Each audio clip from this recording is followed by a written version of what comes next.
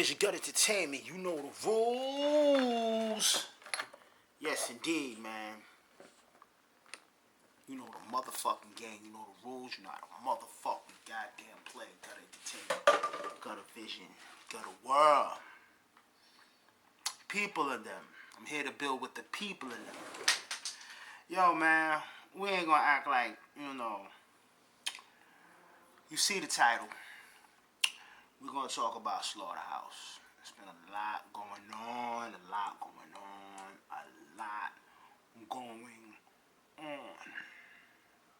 Alright, we're gonna talk about Slaughterhouse.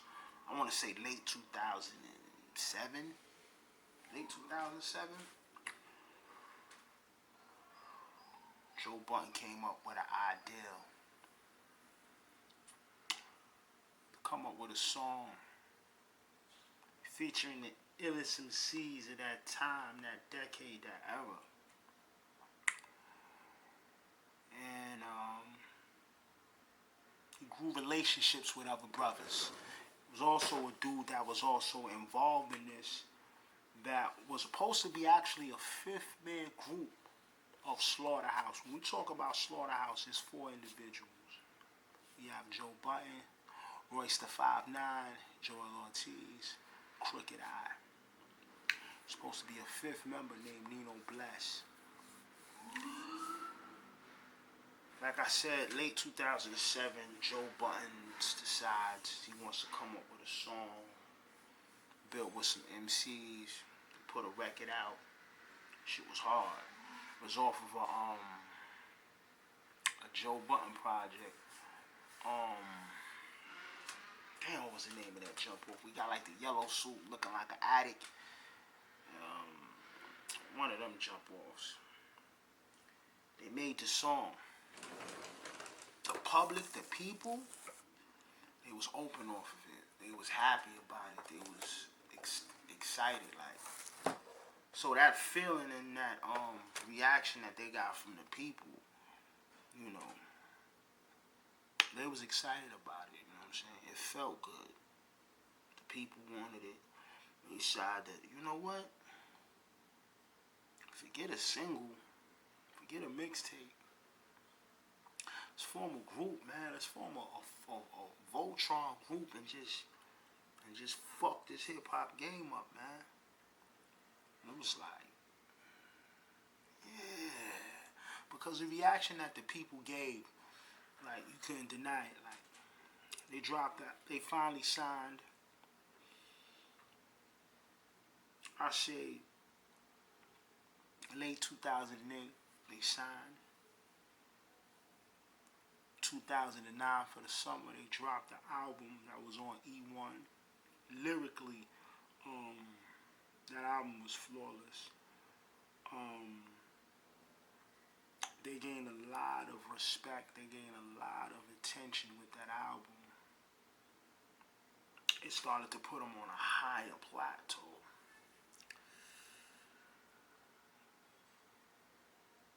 Then later on, as we know, around that time, you gotta understand, we're entering like 2010. Eminem and Royce the 5'9" relationship has began to re-spark again. They began to be cool again. They even put out a project a year later after the Slaughterhouse first project. I don't even want to say a year later, about 2 years later. They put out Bad Meets Evil. So Royce, they starting to vibe. Thinks of a great idea because he loved the first album that Slaughterhouse dropped. And it was like, he just thought of an idea, man, once y'all come to Shady. And they was also looking for a home. And it wasn't a bad idea. It wasn't a bad thought. You know what I mean? It shows elevation from E1 to Interscope, Shady Records. It shows the elevation. You know what I mean? And at this time, if any project comes out, any album comes out and it's under the Shady umbrella, Eminem is going to do his 1-2 and step up, and he going to lay the project down. He going to give some production, even features. 2012, summertime comes. The album drops. I remember too, it was like August of 2012.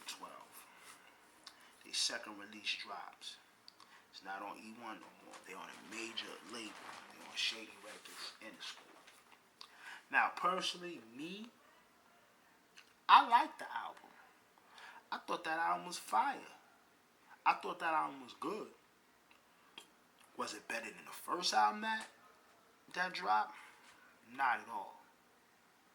The first album definitely lyrically outweighed the second one. But what I did appreciate about the second album, they was becoming more diverse as a group. They was actually learning how to make song structure as a group. Because you gotta understand, them four dudes, they're MCs. Royce the 5'9" style has changed dramatically. And around this time was his changing point. You know what I'm saying? So dudes was known to be MC, but as a group wise and the structure and then the set up song structure, that's what they did with the second album. It didn't come off as effectively, but I appreciate the experiment and I appreciate the thought process of trying to make that go well. Well, the people didn't like the project too well. They said input fucked up the project. Read all that. Heard all that. Peeped all those what people were saying. So you know what Eminem decided to do? And he took that to heart. So decided like, listen man, Slaughterhouse, y'all niggas is dope. Y'all got what it takes. I ain't gonna dibble and dabble into any of y'all future projects. If you see something fitting you want me to be on, by all means necessary. But I'm gonna fall back. I'm gonna let y'all do what y'all do. And that's what Eminem would decide to do. You know, album drop, it didn't do as well. Then it was time, you know, about 2 years later, to regroup and record. Eminem was like, yo, y'all do what y'all want. Joe Budden, at the end of the day, is the reason why Slaughterhouse is not a group anymore. He didn't like the business aspect of it. He felt like they wasn't getting what they deserve. But in anything, in any business, it gotta be built up. Nothing's gonna happen overnight. But for a person of Joe Budden's stature and where he's at in life, it's 2014. The man been in the game probably like 13 to 14 years probably at the time, and not really seeing success. Maybe a little less on the year level, I'm not too sure. But as a successful MC, Joe Budden really haven't really seen that. A few hits, a few songs he put out, but the acknowledgement and the hits that he wanted to bring to the world, it wasn't coming to his full potential. So he felt like he was getting frustrated. He didn't want to deal with Shady. He ended up leaving it. The other group members didn't know what to do. Joe Budden put out a few more projects. Then he called out retiring. He fell back. They've been waiting to get back in tune with the group with Joe Budden for years. And it's been talked that he's coming back and he's not. Everybody knows Joe Budden got the podcast now. Totally gave up on rap. So the other Slaughterhouse members, they want to put out music. They want to still go. They put out an EP a few years ago. They dropping an album this Friday. Got the people talking. Now, you know, we haven't had this much Slaughterhouse interaction in a while, and now people are getting online. They talking live, one-on-one. Joe Budden is fucking up the narrative again. He literally said, suck my dick to Joel Ortiz. And now he's trying to say, I was talking about towards the album, suck my dick. Okay, that's how you felt, fine. You're still disrespectful, motherfucker, towards the album, so you're basically telling Crooked Eye and Joel Ortiz to suck your dick. You fucked up right there. Now, if Joel Ortiz see you and he punch you in your fucking face, that's your fault. in your heart, you might not meant it that way. But brother, that's how it came out, and we all heard it. When my man told me, I was telling my man like, yo, you sure? You sure? He like, yeah. I'm like, you sure? He like, yeah. I couldn't see it. And then I seen the video. So that's where we at right now, man. It's to the point it might get physical. Cause once you say suck my dick, all disrespect, all hats, all bets is off. The next thing is either a fair one or death. So now Joe Budden feels a type of way. Everybody feels a type of way. Royce the 5'9" is kind of disgusted. This is all crazy, man. But the album is dropping Friday. It's going to be Crooked Eye, Joel Ortiz, The Rise of Slaughterhouse. The Rise or Fall of Slaughterhouse. March 11th. Gunna Vision, Gun Entertainment. You know the rules. You know how the fuck we play. We're going to keep y'all posted, you heard? I'm out the road.